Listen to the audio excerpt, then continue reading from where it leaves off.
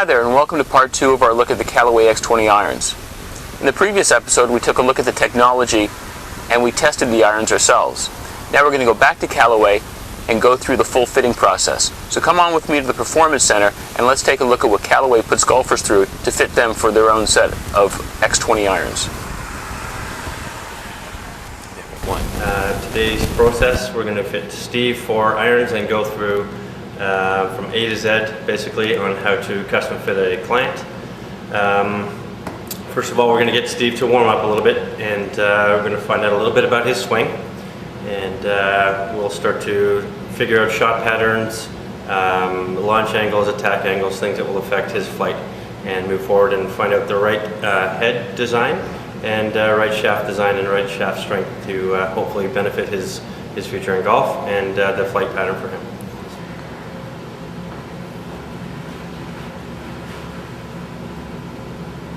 So one of the things that I notice in your golf swing as you take it away, the club tends to be just a little bit open as you take it away.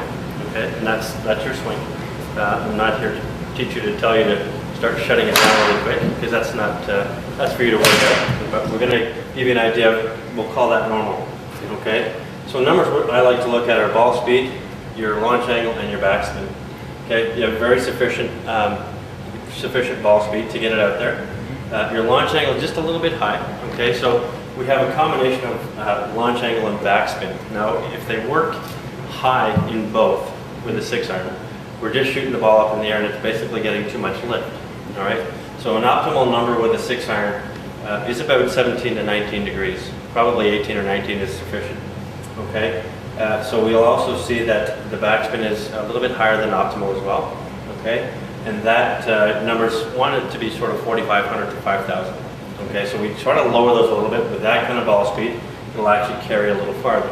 Okay, so ways we can, if that was normal, to improve that would be to probably just put a slightly heavier shaft in there than that, either heavier or stiffer, because we want to try and reduce that so that the ball will either not disperse right so much, or will actually reduce the height and the spin, so it'll actually hopefully go a little bit straighter.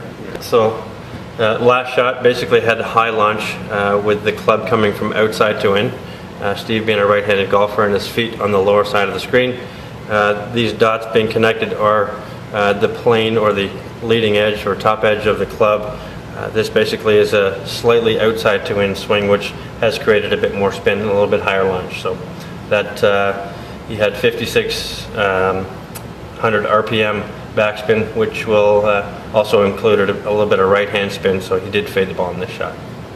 We're going to get Steve to hit 4 shots off the lie board and find out where he's making contact on the sole and on the face, and we will have the club adjusted accordingly to where most of his shots are being taken.